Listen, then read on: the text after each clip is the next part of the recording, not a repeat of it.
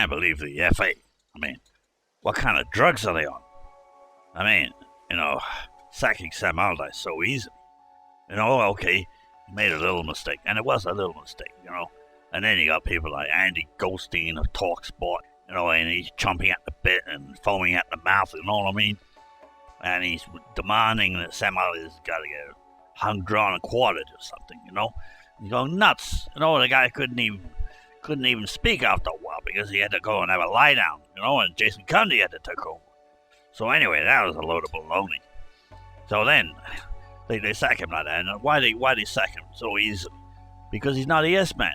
They want a yes man. That's what they want. They don't want somebody that can question a few things, which he did.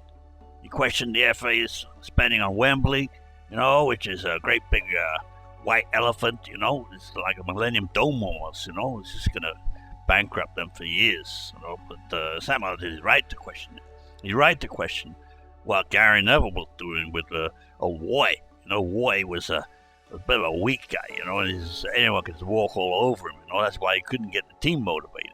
Sam was trying to do some things, and he won his first match, and they played quite well. He's trying to get rid of the old style of boring old England and all that, and then what happens? The Limey press set him up. They did a sting on him. I don't understand. They don't support their own country. I mean, this is England. They don't support their own English people.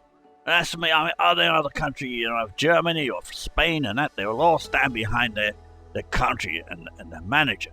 But what did the Limey press do? They stitch him up. They set him up. They pose as a bunch of Chinese, with all this, funny accents and everything, and all this fake stuff, and to get an old friend of his to betray him. So he's completely set up. So his guard is down, and he's a human being like everybody else. He gives into temptation, okay? He made a mistake. Anybody, including this Goldstein, is foaming out of the mouth all the time. He would do the same thing in the same position. He had an old friend say something and say, okay, you go and just say you go and mention Wicks on your TalkSport channel. Mention 3 times a day on your program. We'll give you 10 grand at the end of the week. He'll do it.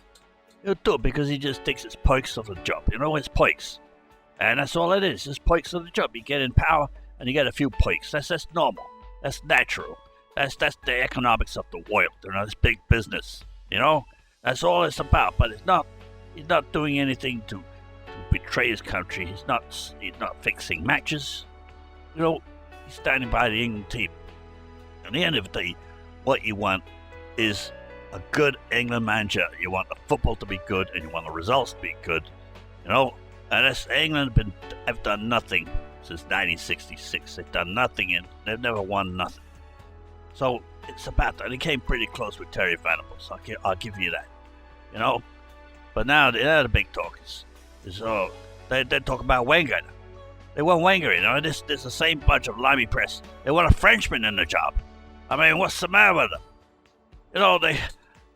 The mind boggles. And I'm coming from the other side of the pond here. I don't understand these people. They're Limey press, and they want a Frenchman in charge of the England team. I mean, can you believe that? I mean, I must be in a parallel universe or something. Anyway, so long, folks. I'm out of here.